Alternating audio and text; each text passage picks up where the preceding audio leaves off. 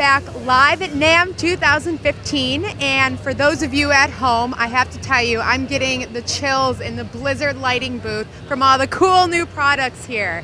I have Joel with me here, who's going to talk to you guys about the Lil G.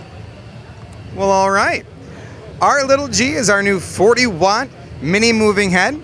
It's got 7 colors, including UV on its color wheel. It also has 9 fixed gobos.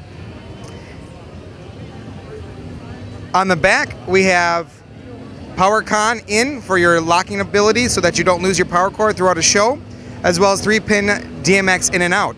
It's got 540 pan, as well as 270 tilt, and ultra 16-bit movement.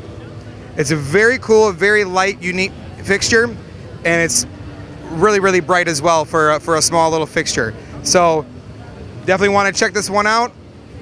We'll talk to you later. Thank you, Joel. This is Molly with the Blizzard News Network, and we will be back with more updates very shortly.